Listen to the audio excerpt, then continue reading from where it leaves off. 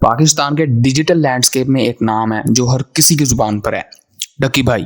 लेकिन आज से कुछ महीने पहले 17 अगस्त 2025 को सुबह के वक्त लाहौर एयरपोर्ट से नेशनल साइबर क्राइम एजेंसी ने इसे अरेस्ट कर लिया। लाहौर में यूट्यूबर सादुर रहमान और फिर डक्की भाई को 2 रोज़ा जिस्मानी रिमांड पर national cyber crime investigation agency के हवाले कर दिया गया। मुल्जिम को गुज़श्ता रात लाहौर एयरपोर्ट से गिरफ्तार किया गया था। TNIL लिस्ट में नाम होने पर डक्की भाई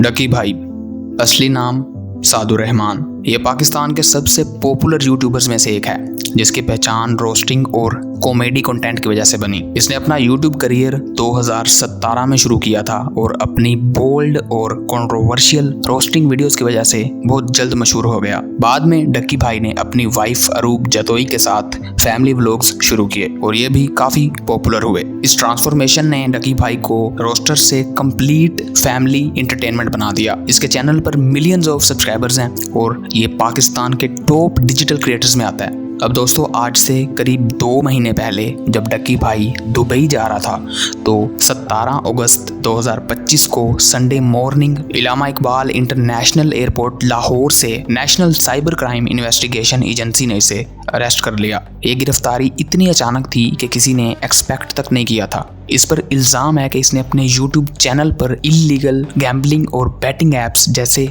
1xBet, बाइनोमो और Bet 365 को प्रमोट किया था, जो पाकिस्तान में ये ऐप्स बैन हैं और इलीगल हैं। FIA का कहना है कि डकी भाई ने इन इलीगल बैटिंग ऐप्स की प्रमोशन के लिए काफ़ी मोटा पैसा लिया है, जो इलेक्ट्रॉनिक फ्रॉड और पब्लिक को मिसलीड करने के जुमरे में आता है। इसके मोबाइल और लैपटॉप से चैट्स और बैंक ट्रांजैक्शंस रिकवर की गई हैं जो इन इलीगल डील्स को प्रूव करती हैं। लेकिन एक मिनट रुकिए, अगर ये ऐप्स इलीगल थी तो क्या डकी भाई जैसे एक्सपीरियंस्ड क्रिएटर को ये कैसे नहीं पता था कि वो क्या प्रमोट कर रहा है? क्या ये नादानी थी? बिल्कुल नहीं। इसकी वजह साफ है, मुंह मांगी रकम या मोटा पैसा। दोस्तों, गैम्बलिंग और बैटिंग ऐप्स क्रिएटर को बहुत ज़्यादा कमीशन देती हैं क्योंकि ये ऐप्स ज़्यादातर इलीगल होती हैं और नॉर्मल एडवर्टाइजिंग नहीं कर सकती।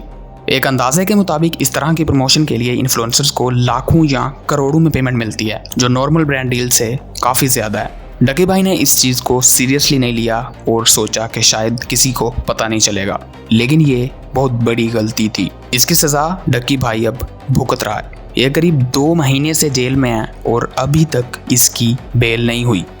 अब यहाँ से दोस्तों कहानी में एक शॉकिंग ट्विस्ट आता है जो किसी ने सोचा भी नहीं होगा।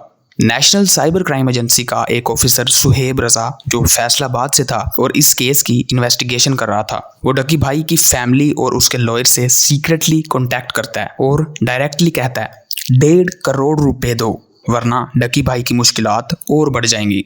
यानी ये ऑफिसर डकी भाई की फैमिली से क्लियरली रिश्वत मांग रहा है। सोचिए, एक एजेंसी जिसे उन्हें प्रोटेक्ट करना चाहिए वही उन्हें ब्लैकमेल कर रही थी। डिसेपरेट सिचुएशन में फैमिली ने सोचा कि शायद ये पैसा देने से रिलीफ मिल जाए या बेल हो जाए और उन्होंने वो 1.5 करोड़ रुपए दे भी दिए। लेकिन इस सब के बाद भी डकी भाई को ना तो रिलीफ मिला और ना ही केस में कुछ लचक आई। अब यहाँ आपके दिमाग में एक सवाल जरूर आ रहा होगा कि जब रिश्वत दे दी तो डकी भाई को फिर भी रिलीफ क्यों नहीं दिया? तो जवाब साफ है, ये लोग डकी भाई से और पैसा वसूलना चाहते थे। अब दोस्तों, कहानी में इससे भी बड़ा ट्विस्ट तब आया जब मिलिट्री इंटेलिजेंस MI को इस सारी ट्रांजैक्शन का पता चला।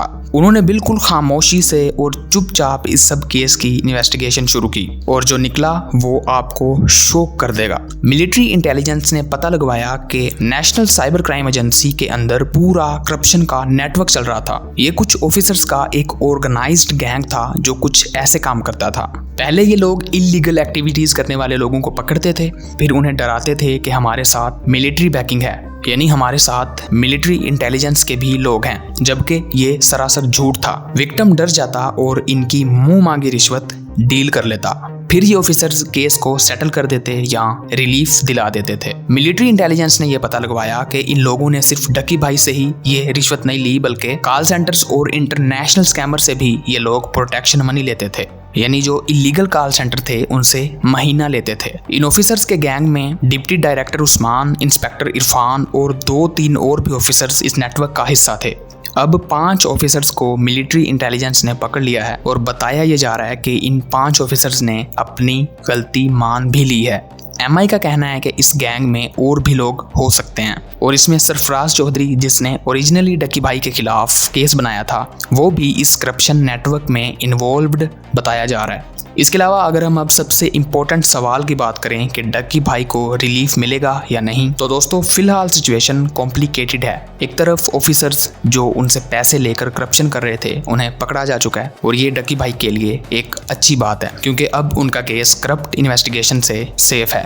अब ये क्लियरली पता चल जाएगा कि केस में मैनिपुलेशन थी या एविडेंस रियल थे। लेकिन दूसरी तरफ अगर ये साबित हो गया कि गैम्बलिंग एप्स प्रमोट की गई थी डक्की भाई की तरफ से, तो उसे 3 से 7 साल की जेल और 1 करोड़ फाइन हो सकता है। जो 1.5 करोड़ इसने पहले रिश्वत के तौर पर दिया वो वापस मिलना मुश्किल है क्योंकि वो इलीगल ट्रांजैक्शन थी। फिलहाल सिचुएशन काफ़ी अनसर्टन है। ऑफिसर्स की इन्वेस्टिगेशन चल रही है और वही डिसाइड करेगी कि डक्की भाई का फ्यूचर क्या होगा। दोस्तों, डक्की भाई की गिरफ्तारी ने यह साबित कर दिया है कि ऑनलाइन फेम के साथ साथ इंसान पर जिम्मेदारी भी आती है। उसे चाहिए था कि वो अपने स्पॉन्सर्ड कंटेंट को वेरीफाई करता और इलीगल ऐप्स जैसे गैम्बलिंग प्लेटफॉर्म्स को प्रमोट ना करता, क्योंकि करोड़ों लोग हैं जो इसे देखते हैं। ये उन्हें क्या रिकमेंड कर रहा है, इसकी जिम्मेदारी इसके ऊपर थी। इसके अलावा साइबर क्राइम एजेंसी के ऑफिसर्स को भी ऐसा बिल्कुल नहीं करना चाहिए था। उनका काम इंसाफ और लॉ को प्रोटेक्ट करना है, ना कि अपनी पोजीशन का फ़ायदा उठाना। जब लॉ के प्रोटेक्टर्स खुद करप्शन में इन्वॉल्व हो जाएं तो लोगों का ट्रस्ट सिस्टम से उठ जाता है। Thank you so much for watching. Do subscribe. अल्लाह हाफिज़।